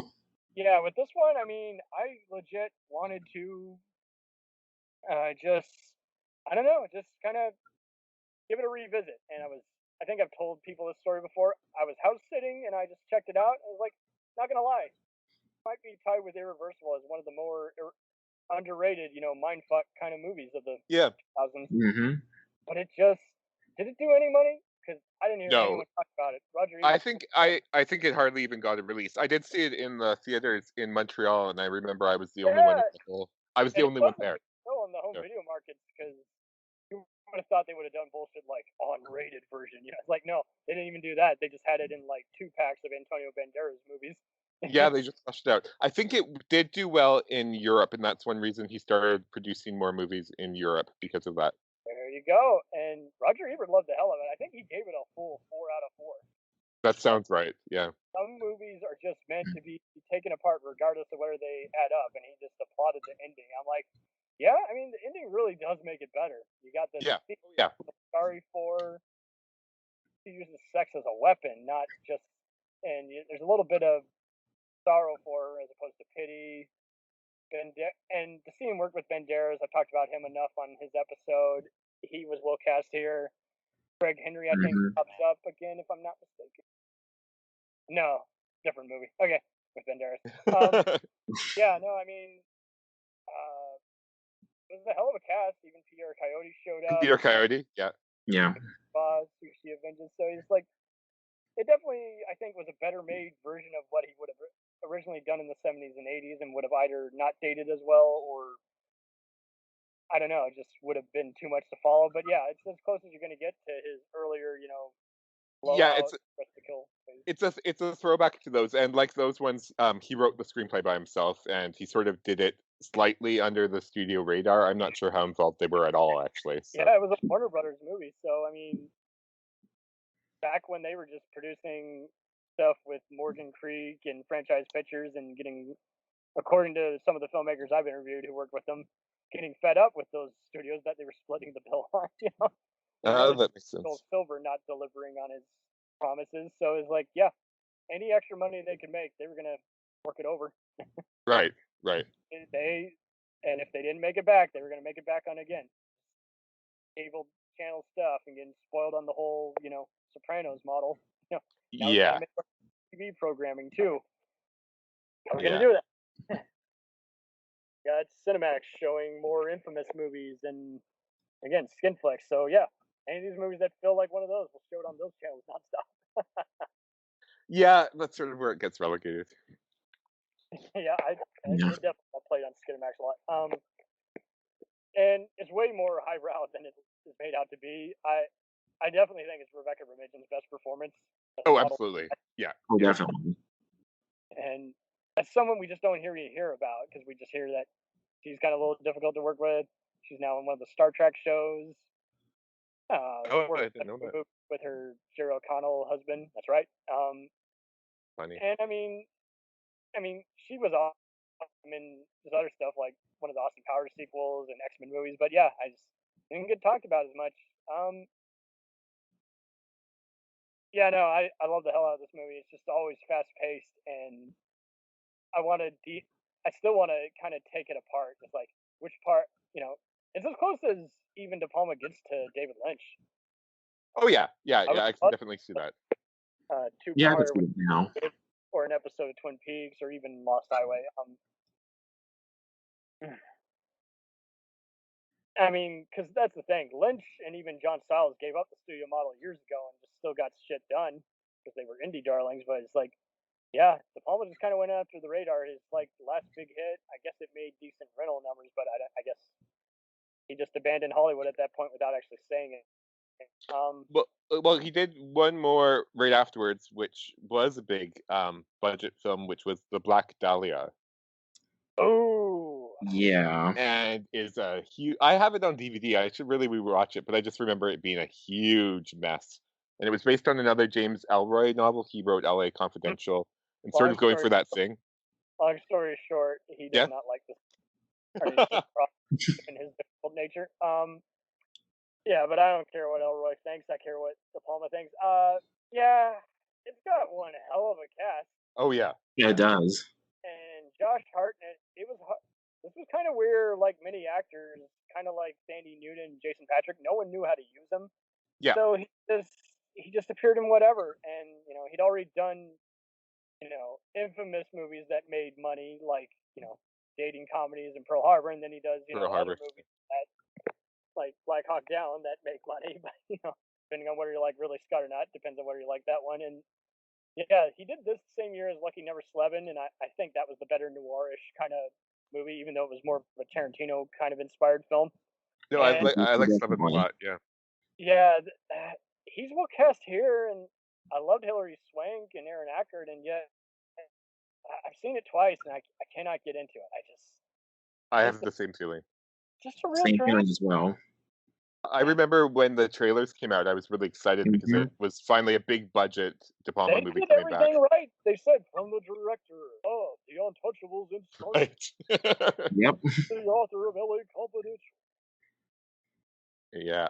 But it just didn't. Also, it has. I can't even remember the details because by that point I was sort of completely lost. It has such a weird what the hell ending where everything just becomes camp that sort of throws everything. Yeah.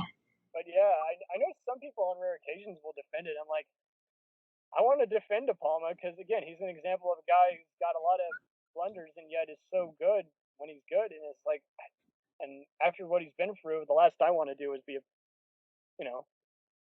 act like I know everything. Is like, no, I don't. I probably would have as difficult a lifestyle if I had all that power and was slowly losing it because Yeah.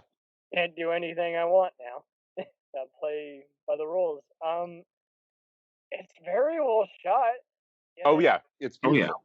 yeah. He's doing what he's supposed to do, which is show how all these starlets are abused by all his producers, and this private eye who's also learns to be a tough guy reluctantly by being a boxer on the side.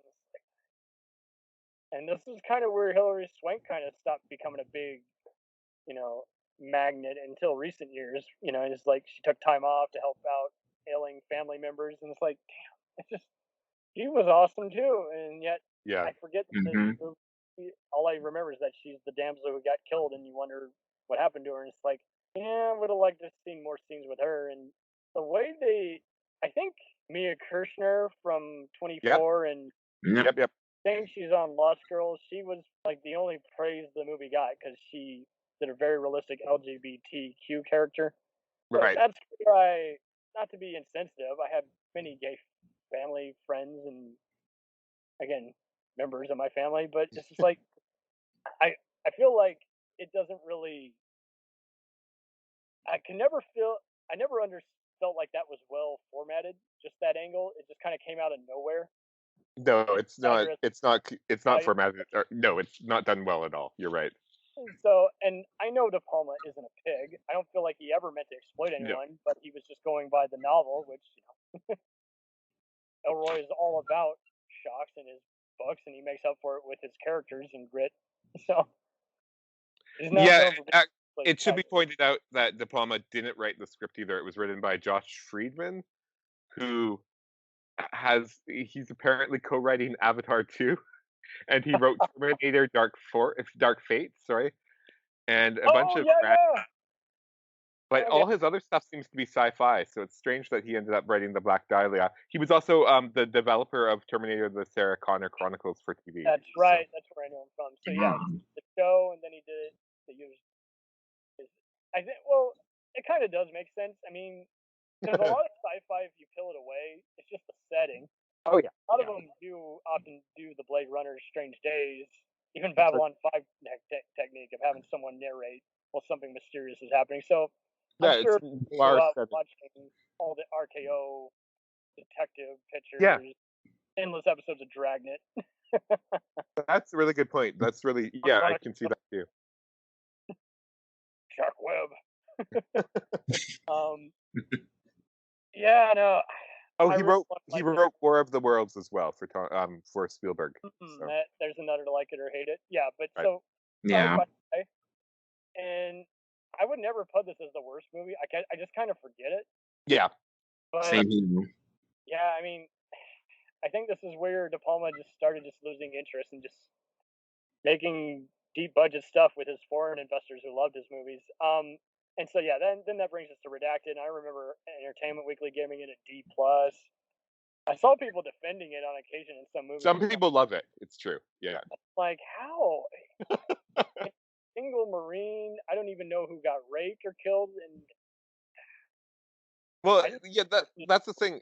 It's a really unpleasant story, of course, but then it's not really even compellingly told. I think most of the that's actors the are thing. Yeah, amateur. I think most of the cast is amateur or sort of semi-pro, and yeah. because he wanted it to be, I guess, realistic because of found footage, but that just means that they're not very interesting to watch. And yeah, De Palma's had his share of bad actors in some movies, but that's yeah, just it. I mean, that happens with anyone. It's just unavoidable. They market it on who's big at that time, right. and I don't know. So I guess this. I don't really remember anything else he did afterwards. Oh, He Passion. he's done two. He's done Passion and he's done Domino. So Oh yeah. I was gonna get there, but yeah, in between those, I can remember. Yeah, Passion I saw twice. yeah, I still need to see the French film it's a remake of, but I yeah, do both too. Love good. crime. Yeah. I kind of felt like he was in the right direction. I just don't have total interest in the storyline, but yeah, both leads you can't take their eyes off it. They really Yes. play the psycho relationship very well. Yeah, I like it. It's I think lots of people sort of said it was a return to form for him, and I wouldn't go that far at all. It doesn't quite work or connect for me, but I think it's almost like you say, it's heading in the right direction. Yeah. John, have you seen it or? No, It's that's what pretty I'm obscure. watching. I don't think it got a film. I don't think it got a theater release in the States at all. So Yeah. Yeah, I didn't feel about that one though. It's definitely as close as he got post Femme Fatale. yeah, Yeah, Dom wasn't it. Hmm. Domino was like so advertised, 2 Game of Thrones stars, haha, from the director of Mission Impossible. Oh, and it's like he had it was doomed to fail because like he had again it had gotten delayed because he still just films movies very slowly and Hmm. he hated working with the investor. He's like, I will never film a movie in this country again. I forget where it was.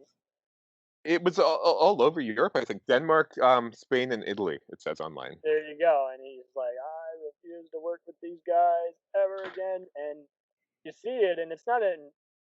I don't see the validity to saying it wasn't color corrected, but it definitely had no care put into it. And it was just one of those like, yeah, Yeah, he says he didn't have any input in the final cut or something. Was that to do with the color correction or?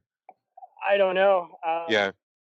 I think it was more than that. They were just telling him what to do, and he wasn't having it. Well, I know when he was hired to do it, it was because a group of European fans, or they said they were fans, said that they'd pay for this movie for him. And then apparently he would literally, they'd have to hold up filming because they'd have zero money. And then a couple of thousand would come in, so they'd film a little bit and then they'd wait again. And it was just really, really amateurly done. So Yeah, I can't, I I even can't really imagine. fault him. Sorry? just taking a producer credit. Yeah, exactly. Exactly. That's what he should have done. Yeah. Because yeah, you see it. It's not offensively bad at first, but then No. it's like, yeah, this is like a really generic episode of MI5 or Mission Impossible, where it's just like Guy Pearce is bad from the ground up. Oh no, he's the traitor, and That's a good call. Yeah, it's and very like much like the TV show. the main actor is well cast, but he's done better stuff. And this one was just one of those like there really wasn't anything to his character except what his facial reactions illustrated, and it's like Right. since the movie does not hold him up too well, it's like, yeah, De Palma probably had a little say in it anyway, because I don't get any of his style from this. No, I don't either. Hmm. And yeah, I guess that's his last release. So Yeah, I don't think he's gonna do anything anytime soon, and it sucks because I mean, with the right time and money, I think he would be dedicated. So. Well, like, has he been approached by Netflix or anyone? You'd think he would be someone they'd look into, but I think he's done. I think he yeah, so fed up with He how is they too. I think you guys might be right. fight making him money and them money and working with some of Hollywood's biggest names, doing every compromise you can think of. Sure, I'll cast that guy, even though I don't think they're that good an actor. Right. I don't know. I think it's going to get very interesting. I know everyone will just cry like babies when he passes away. They'll be like, Yeah. "Oh, I saw that one movie opening day. It was great." Well, they become fans too. Yeah. Yeah, they become fans all of a sudden. Oh, I gotta check this dead filmmaker out. It's like That's what happened with Joe Schumacher when he died. Yeah. Very bad. Funny enough. Yeah. I felt just sad that whole week, and no one was talking about it. So that pissed me off. But yeah, we're gonna definitely talk Joel Schumacher, and he's another guy who, again, I have friends who just hate him just because they really hate his Batman movies. Right. Right. Yeah, that's another thing we'll get into. We'll talk about that.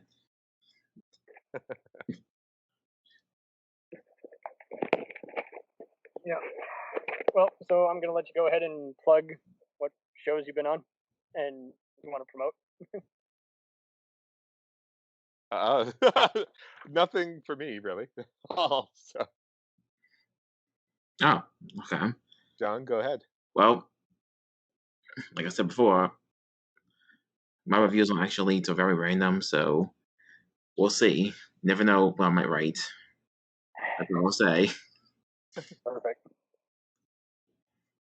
Thank you all for joining us on this episode, and apologize in advance to anyone for the sound quality. Thanks. It was a lot of fun. And you're welcome back anytime, Eric. Yeah. Yeah. We'll talk again. Nice to meet you, John. Nice to meet you too. Yeah. And Okay. Bye. those neo-noir lovers, check out De Palma already, damn it! We'll return after these messages. Hey, feeling down? Feeling low? Not enough podcasts about movies in your life? Why not try They must be destroyed on sight. the new Podcast Cure-All, sure to get you right with the world and on a path to better living. We have exploitation, we have Italian horror, we have zombies, we have slashers, we have crime films, we have spaghetti westerns, we even have sci-fi and sex comedies. So take a dose of They must be destroyed on sight. as needed, and let the hosts, Lee Russell, Daniel Harper, Paul Romali, and the odd guest host cure what ails you. Warning, may cause atrophy, African consumption, black fever, bone shave, chin cough, colic, cramp colic, dropsy of the brain, elephantitis, grocer's itch, jaundice, mania, miasma, mortification, palsy, Pott's disease, rheumatism, scurvy, St. Anthony's fire, summer complaint, and worm fit in some people. Consult a physician before listening.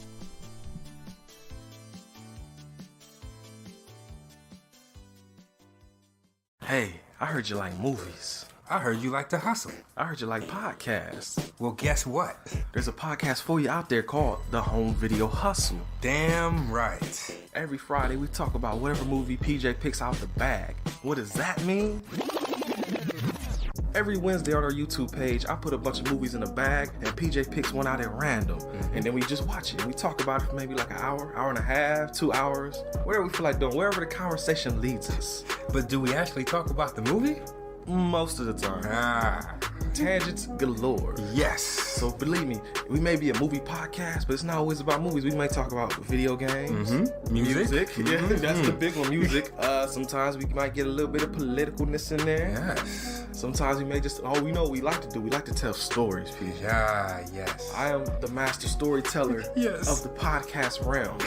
Undefeated. So if you like to hear about movies, video games, whatever foolishness comes to our mind, the most random stuff you could think of, check out the Home Video Hustle. You can find us on the Stitchers, Yes. the Google Play, Yes. Apple Podcasts, What else? Podbean, What else? Podcast Addict, Goddamn. all that. Ain't no reason you can't get your hustle on. We everywhere, worldwide, baby. Hustle, motherfucking hustle. Hey, we can't cuss in the promo, PJ. Ah. We gotta be family friendly. There may be podcasts out there that don't want his hair to say Ah. Ah. all that good fun stuff. Well. you. Don't run the listeners away, Pete. I'm sorry. But this is going kind of long. Yes. So we'll end this and say, hey, check out the Home Video Hustle every Friday on all the various podcast outlets. Peace. Peace.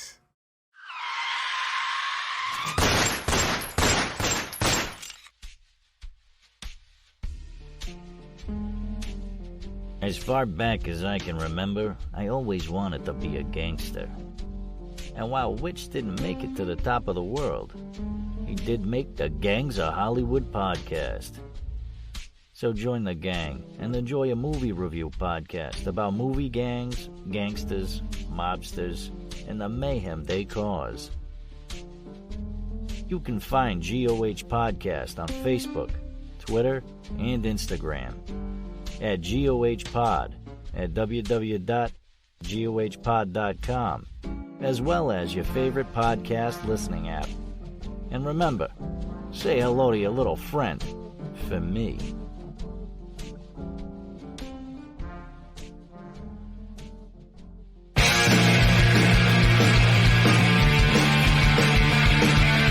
If you take two old punk rockers who are past their prime, put them in front of a movie screen, and give them a podcast, what do you get?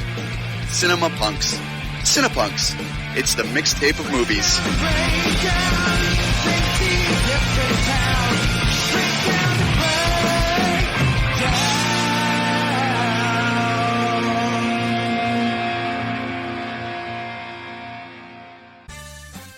Did you ever see a film at such a young age it left you traumatized with cinematic wounds? Necrophilia. It's a dead issue, man. Don't push it. Cinema Psyops is a weekly podcast documenting an ongoing experiment on the mind of an unwilling test subject. No one should have to watch this movie. Oh, no one should have to watch this? No one should have to watch this movie. Surprisingly, it's not a topic that a lot of people really want to tackle. I'm shocked, prudes. I know, really. Right? It's the next sexual frontier that no one wants to explore. I am, in the most sincerest of senses, disappointed in you. It takes a powerful goddess like Connie, jam her arm down the monster's throat and kill it. Oh, I'm still tripping out over that. Even as a kid, I was like, I gotta find a girl like that. Every week, I get a new look of disappointment that I never thought I could get out of her. Unimaginable. At 12 years old, you should not be watching this movie. Obviously. At 13, you should not be. 14, you shouldn't be. I'm not entirely sure even 17-year-olds should be watching this. Just because you're offended by something doesn't mean that you have the right to demand that it doesn't exist. Watching this film again, I had all of this like little nerd glee with everything that kept little popping history all popping up absolutely. at you. So I totally loved this film. Hey, I know why you couldn't see that. It's because your brain's warped from watching this shit at 12 years old. Yeah, this is a rough movie. I told you ahead of time when we were getting ready to do it that it was going to be a rough How did you watch one. this shit at 12?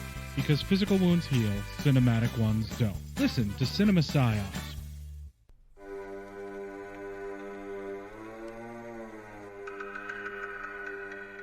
Hey everybody, I'm Corey. And I'm Zach, and we're the hosts of Podcasting After Dark, a cast dedicated to late-night horror and sci-fi of the 80s and 90s, often found on HBO and Cinemax. You know, the movies your parents didn't want you watching as a kid. You can find us every other week on Apple Podcasts, Spotify, Podbean, and Stitcher. This is what you want. This is what you get.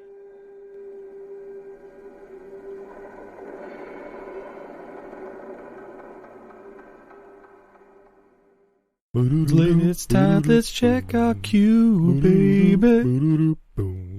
Pair it with a couple brews, baby.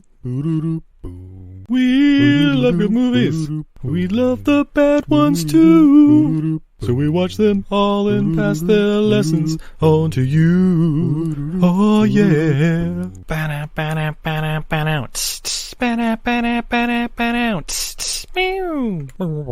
Everything I learned from movies helps to make life a little bit groovy. Whether one last plot holes or gratuitous movies, it's time to get busy with your friend Steve and Izzy at eilfm.podbean.com. Hi, everybody. It's Mac Jackson. I wanted to invite you to a new site called the Forever Adventure Network. This website has everything. Pictures, videos, blogs. There's original music by Harmony Constant. 2 podcasts. One is the MacGyver podcast, where we celebrate Richard Dean Anderson, his iconic roles, and how it's influenced our lives. There's episode discussions, interviews, and life conversations. The second podcast is the Never Gets Old podcast, where we celebrate all the best things that we love in life, from TV, movies, music, and comics. The site is also the home for the MacGyver SG-1 audio series, an ongoing adventure series that continues the adventures of MacGyver and SG-1. There are also multiple stores to choose from for all of your pop culture and adventure needs. Come on by and check us out today. And thanks for joining the adventure. We now continue with our program.